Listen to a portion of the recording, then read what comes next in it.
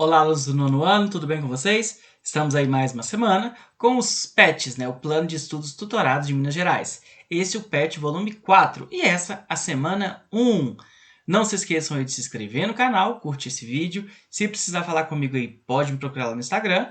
A gente tem vídeo aqui todo domingo. Então, a partir dessa semana 1, 2, 3 e 4, do PET 4 aqui todo domingo. Beleza? Pegue seu caderno e vamos juntos fazer as atividades aí dessa semana. Essa semana a gente vai falar sobre o Getúlio Vargas, A gente vai falar então do que a gente chama aí de Era Vargas, que vai de 1930 até 1945. A gente já viu, um pouco aí sobre a República Velha, a gente já viu aí sobre o período das oligarquias, em que os grandes fazendeiros tinham um grande poder, a política do café com leite, que o poder estava concentrado aí, principalmente numa elite rural. A partir da Revolução de 1930, a gente tem uma mudança nesse poder. E quem assume o poder aí, quem assume a presidência vai ser o Getúlio Vargas. O Getúlio Vargas vai assumir através de um golpe de Estado dado em 1930. Daí, ele dá início ao que a gente chama de governo provisório. Por que governo provisório? Porque ele estaria no governo até organizar as coisas, para que depois as coisas seguissem o seu rumo, seguindo as leis. A gente vai ter no meio disso, principalmente os paulistas, participando da Revolução Constitucionalista, que vai ser uma revolta contra essa posse de Vargas, porque eles não aceitavam que Vargas assumisse a presidência, mas Vargas vai se manter no poder e ele vai conseguir fazer que uma nova Constituição seja formada a partir de 1933 como Assembleia Constituinte e a Constituição seja aprovada em 1934. E aí a gente tem uma nova fase do governo de Vargas, porque a gente tem o governo constitucional. O Vargas é eleito aí presidente do Brasil, Lembrando aí que ele é eleito de forma indireta, ok? Então, ele assume agora como um governo constitucional. No governo do Vargas vai ser caracterizado aí muito pelas leis trabalhistas, A Constituição de 34 ela traz ganhos importantes aí para o Brasil, da justiça do trabalho, o voto feminino finalmente alcançado, ensino primário obrigatório,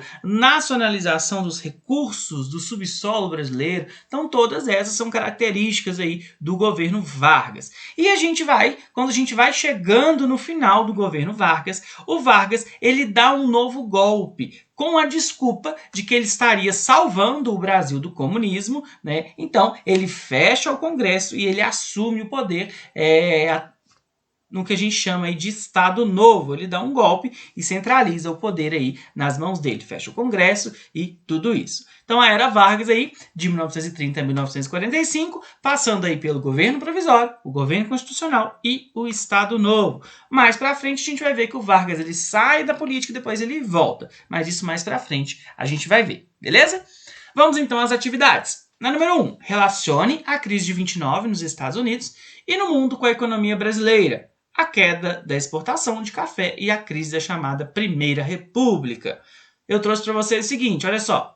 A economia do Brasil era dependente da exportação de café. Com a crise de 29, a exportação diminuiu e os cafeicultores tiveram muito prejuízo. A oligarquia cafeeira perdeu muito poder. Então, junto com essas perdas monetárias, junto com a perda do café, que agora já não era um produto mais tão lucrativo, essa elite cafeeira vai começar a perder o poder. E era justamente essa elite que sustentava aí a Primeira República, a República Oligarca. Por isso, a gente pode dizer que essa crise de 29 vai influenciar na crise da Primeira República. Beleza?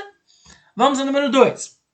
Conforme estudado no PET anterior, as primeiras décadas do século XX foram marcadas pela vitória da Revolução Russa, de caráter socialista, além do surgimento dos movimentos da ultradireita nazi-fascista na Europa, notadamente na Itália e Alemanha, associada à crise econômica de 29.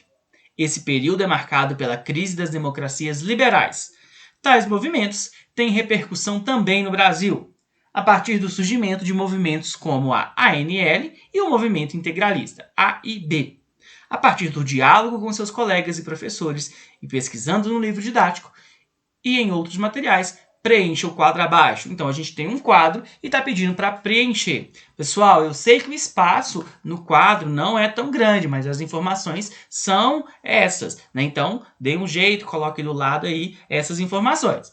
Vamos lá primeiro a ANL. Qual que vai ser a influência dela? Movimentos da Europa de combate ao fascismo. Então, a ANL vai ser influenciada por isso aí. Alguns, né, colocam aí ela sendo influenciada também pelo socialismo, né? Então, essas vão ser as ideias que vão influenciar a ANL. Principais propostas: suspensão do pagamento da dívida externa, nacionalização das indústrias estrangeiras, reforma agrária, amplas liberdades democráticas e governo popular. Então essas são as propostas que a ANL tinha. E se você observar, nessa nacionalização das indústrias estrangeiras e reforma agrária, são influências diretas aí do socialismo. E a principal liderança, o Luiz Carlos Prestes, ok? Agora, os integralistas. Qual que era a influência deles? O fascismo italiano. Quais as principais propostas? O nacionalismo, uma defesa da cultura nacional, combate aos valores liberais e rejeição do socialismo. Então, eram essas aí as propostas que eles tinham. E a principal liderança, o Plínio Salgado. Beleza? Próxima pergunta.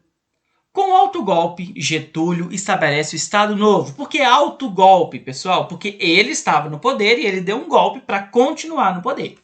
Esse regime é marcado pela forma autoritária e centralização do poder. E, ao mesmo tempo, é marcado pela modernização econômica e pela concessão de direitos. Diante disso, responda as questões abaixo.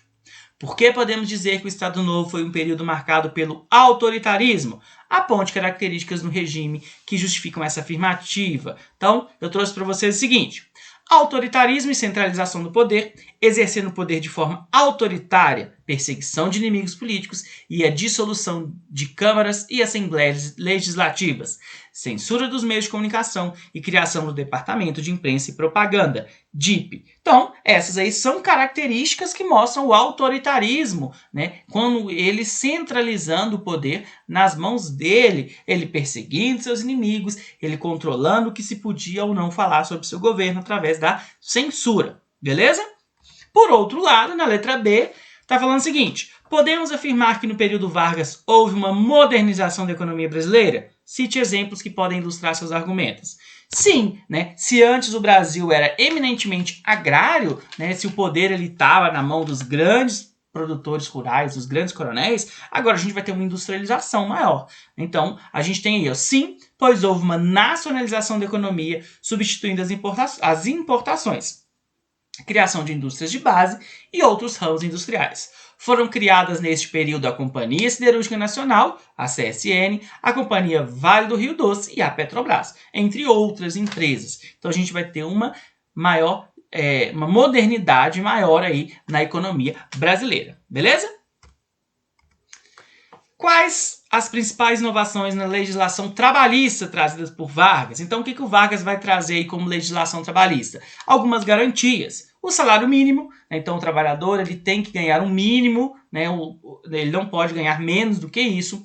Carteira de trabalho, jornada de 8 horas, férias remuneradas, previdência social e descanso semanal. Então essas são inovações que a legislação trabalhista, né, que o Vargas conseguiu aprovar, implementar, vão trazer para os trabalhadores brasileiros. E a gente sabe que esses são direitos que ainda são garantidos pelo Brasil, ok? Bom, pessoal, então é isso. Bons estudos. Não se esqueça de se inscrever no canal, curtir esse vídeo. Se precisar falar comigo, pode me procurar lá no Instagram. Meus alunos, por favor, me mandem as atividades. Não se esqueça que no próximo domingo a gente tem mais. Valeu!